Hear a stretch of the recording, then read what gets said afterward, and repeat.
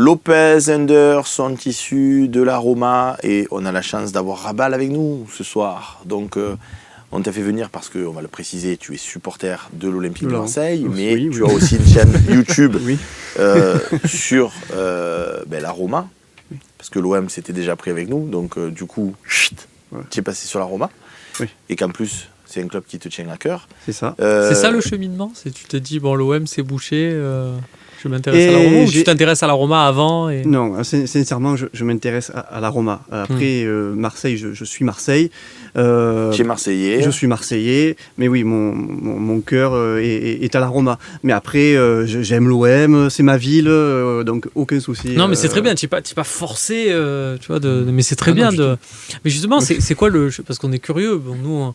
Pareil, en étant de la région, on a tous connu l'OM et avoir ce truc d'entendre l'OM dans la cour de récré, forcément de pencher vers ce club. Qu'est-ce qui fait que toi, tu étais allé vers la Roma, tu vois, je te dis ça, moi je me suis intéressé pendant des années à Arsenal, par exemple. Hein. Qu'est-ce qui fait que tu as lâché Ouais, ça fait 2 ans que j'ai lâché. C'est vrai ? Ouais.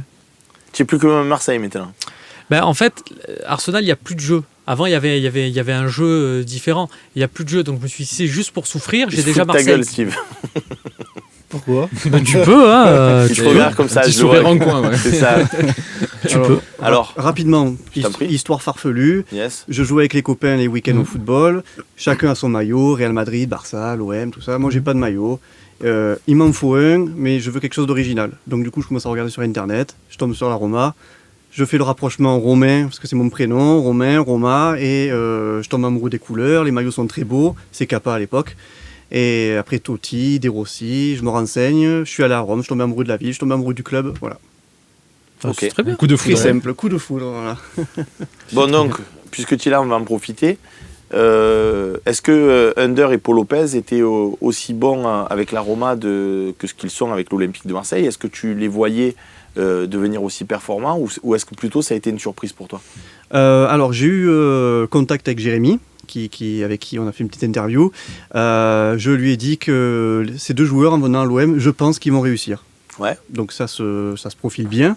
Donc c'est acté, hein. Ils sont à Marseille maintenant. Alors pour Under, ça a été plutôt compliqué à la Roma parce que quand il arrive en 2017-2018, il est en progression. Il fait une super bonne deuxième partie de saison. Sa seconde saison est aussi très bonne. Il commence à avoir des problèmes musculaires. Et le problème, c'est que changement de coach pour les 6 derniers mois, c'est Claudio Ranieri qui revient. Et là, en fait, il compte plus trop forcément sur lui. Donc, du coup, Under est un petit peu placé sur le banc. Fonseca arrive en 2019-2020. Et là, du coup, moins présent le Under. Et après, la saison avant d'arriver à l'OM, il est parti en Première Ligue. Ouais, Leicester, ouais. Donc du coup, et Mourinho, c'est acté, on ne compte pas sur lui, donc il faut absolument le vendre, le prêter et récupérer de l'argent dessus, ce qui nous a quand même coûté 16 millions quand il est arrivé à la Roma. Très prometteur, il était prénommé le Messi turc. Et donc du coup, je pense que c'est une bonne opération pour vous, pour nous. Parce que comme on disait, donc c'est 500 000 euros quand il arrive chez vous, 8,5 millions le transfert, et en plus on a 20% quand vous le revendez, enfin quand Marseille le revend. Donc c'est un bon coup pour tout le monde, et puis là il est performant. Mais je ne m'inquiétais pas pour lui. À la Roma, il avait cet aspect-là d'être très technique, cette frappe lourde du pied gauche. Et alors, petite question, est-ce que chez vous, il est un peu dans son coin, couloir... Donc c'est couloir droit. Ouais, couloir bord droit. de ligne. Ouais. Voilà, parce que forcément, je ne regarde pas tout le temps et à 100% les matchs de l'OM. Donc voilà, il avait aussi cette attitude-là de rester un peu dans son coin, d'attendre un peu les ballons. Il a toujours eu sa spéciale aussi. Sa spéciale, ouais. C'est un peu ce qu'on lui demande et il fait beaucoup de bien dans le jeu de l'OM aussi pour ça, mais on voit que ça s'agace et notamment par exemple le match contre Reims au Vélodrome où il était couloir droit, il était là justement pour permettre au jeu d'être renversé et parce qu'il y avait des fois trop de petites passes au milieu de terrain, le ballon ne lui parvenait pas et voilà, il avait du mal à masquer son son agacement là-dessus parce que justement il est capable de faire ça. Il y a des matchs où il a joué à gauche pour une sorte de rééquilibrage tactique parce qu'on était plus passé dans un 4-4-2, c'était Lirola, enfin il alternait avec Lirola. C'est vrai qu'il est bien là-dessus. Par contre, des infos que j'avais et qu'on avait... On voit les stats, Dounder à l'OM, 21 matchs joués, 18 fois titulaire, 7 buts, une passe. Tu es satisfait du rendement ? Oui, bah là, il est dans des temps de passage tout à fait satisfaisants, d'autant plus. Je voulais savoir si tu avais, Rabal, et même Zeko que moi, cet été, des infos que j'en avais eues. En fait, quand l'OM réussit, Pablo Longoria, à faire venir les 2 joueurs de la Roma en prêt avec option d'achat, donc c'est achat déguisé, mais quand même, il faut parvenir à faire ça, c'est une sacrée performance. C'est plus le fait en fait d'avoir Paul Lopez, c'était plus un peu du côté de la Roma où on a dit si vous prenez Cengiz Zunder, on vous facilite la venue de Paul Lopez. Il y avait un peu une volonté de se débarrasser en priorité de Cengiz Zunder et donc du coup ils étaient, on va dire, conciliants avec l'OM qui voulait récupérer Paul Lopez aussi. Alors moi, Mourinho, de notre côté, Paul Lopez ne rentrait pas dans ses plans. Il était blessé. Donc on le prête blessé. Moi j'ai les échos que il rentrait pas du tout dans les plans de Mourinho. Ah oui, aussi, mais la priorité c'était ok, on vous fait Paul Lopez, mais il faut aussi nous prendre Cengiz Zunder, quoi. Mais Cengiz Zunder arrive avant. Oui, c'est dans les négos, bien sûr. D'accord. Mais c'était sur le deal, on va dire, global, ok, on est prêt, mais... Est-ce que la question, après moi j'ai vu les images quand il arrive à Marseille, Paul Lopez, j'ai pas l'impression qu'il a vraiment envie de venir. Il arrive en savate, avec une tête un peu... Tu peux juger à travers ça. Parce que justement, c'est vraiment en tant que supporter de la Roma, tout le monde, on a eu vraiment les mêmes mots, quoi. Et ben justement, je voudrais savoir les mots qui ont pu être prononcés par tous les supporters de la Roma sur les performances d'un Cengiz Zunder. C'est quelqu'un que moi je trouve de l'extérieur assez réservé, pas forcément grande de gueule ou imposant dans le vestiaire. Vous, quand il est parti de la Roma, ça a été quoi? Le regret? Ou finalement on était content, on se remettait un peu d'argent dans les caisses? Ou il y avait le regret sportif? Non, pour Under, on a quand même un regret. Moi j'ai un regret. Mais je me dis, et comme pour Lopez, est-ce qu'en les gardant chez nous, ils seraient arrivés à revenir au premier plan comme ça? Donc je pense qu'il fallait... La question qui tue, je la pose à Steve. Il en faut toujours une. Est-ce que Under est supérieur à Enrique? Bah quand même, heureusement, là oui. Bah. Moi, ce que j'aime bien chez Under, c'est quand il tire, en fait, je pense que vous l'avez vu, il lève sa jambe, mais à une hauteur, on dirait, pour vraiment la tourner. À chaque fois, j'ai remarqué ça me... Je vais même te dire, il est même supérieur à un ancien joueur qu'on a eu chez nous, et là je vais peut-être me faire un peu des critiques, mais c'est pas grave, c'est Florian Thauvin. Thauvin, j'ai beaucoup apprécié. Ça dépend de la période de Florian Thauvin. Bien sûr, ça dépend de la période, mais sur les dernières saisons, excusez-moi, mais Cengiz Zunder, quand même, je préfère. Ah oui, dans le profil, sans faire offense à Thauvin. Pas d'ennemis en disant ça. Non, mais c'est pas grave, j'ai toujours. La régie, excellente question pour Rabal, mais on va d'abord enchaîner avec Paul Lopez. Donc laissez-moi la question, s'il vous plaît, que je la pose après. Il y a Nico Helmut, on va introduire le sujet comme ça. J'aime bien Paul Lopez, mais je me demande s'il a déjà fait une parade. Sa sérénité vient surtout de la solidité de la défense. Qu'est-ce que tu peux répondre à notre ami viewer, que je trouve très sévère? Juste pour Under, on le remplace, on le met sur le banc et on le remplace par le jeune du Barça, Carles Pérez, que c'est quasiment le même profil et qui a moins d'expérience. Alors ça aussi, ça a été quand même assez incompréhensible. Pour Lopez, vous aviez eu un invité, alors j'ai pas son prénom, mais il avait le maillot de l'OM, c'était en décembre. Alors là, il a dit, je suis désolé, j'ai pas son prénom. Je pense que c'est Kevin Kribisch. Et il a dit qu'il a rigolé, il a dit qu'il était libéraux, qu'il était vraiment exceptionnel, qu'en plus de ça, il drivait sa défense. Moi, à la Roma, je ne sais pas ce qu'il drivait. On se pose encore la question. Il était nul? Non. Alors, sincèrement, je vais parler sincèrement, parce qu'on a quand même sur les réseaux... Ce que j'ai ouï dire, c'est qu'il avait fait 2, 3, 4 bonnes prestations quand il est arrivé. Oui. Et après, c'est parti un peu en sucette. Alors, c'est vrai qu'à la Roma, sur les réseaux, on a amplifié le truc. Quand il est arrivé, donc 23 millions en provenance du Betis. C'est un gardien... oui, c'est le Betis. Hein. Ouais. 25, oui, c'était voilà, le Betis. Merci, excusez-moi, j'ai tout le mémoire. Ouais. Donc voilà, il arrive, donc c'est un gardien très prometteur, il est 3e de l'Espagne. Et c'est le Messi des cages, on m'a dit. Le Messi des cages, allez, on l'appelle ça.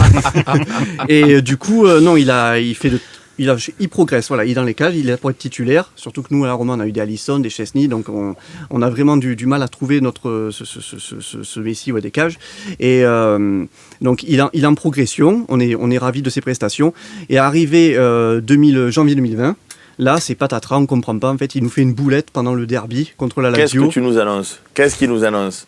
Ah non, mais ça a été... Non, parce qu'on est en janvier là, donc fais attention. Tu sais que... oui, mince. Oui. Et j'espère que tu portes pas l'œil quand même. 26 janvier 2020, j'y étais en plus. Donc j'étais au stade et là il nous fait une boulette, mais là c'est incompréhensible. Ouais, mais ça arrive à tout le monde. Ça arrive à tout le monde. Mais comme ça, c'est vrai qu'elle était costaud. Pas maintenant, quoi. C'est surtout qu'en plus la Roma fait la meilleure prestation de sa saison. Contre qui? Contre la Lazio. C'est pas le match.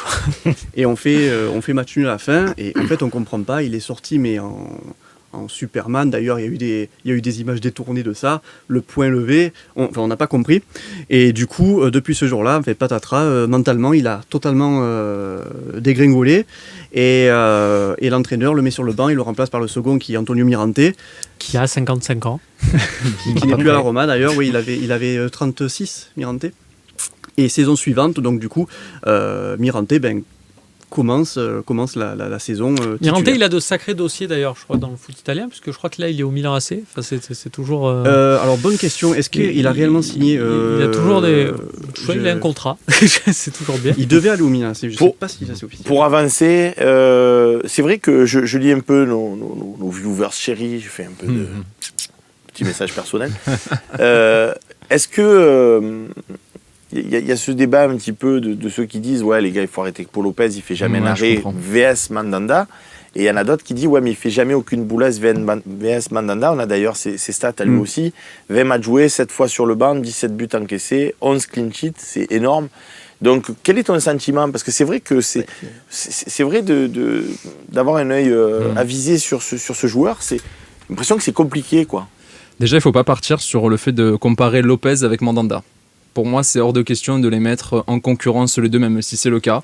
Moi, je dis qu'il faut profiter d'avoir 2 très très bons gardiens dans son effectif, et ça fait des années qu'on n'a pas ça à l'Olympique de Marseille. On peut en aligner qu'un.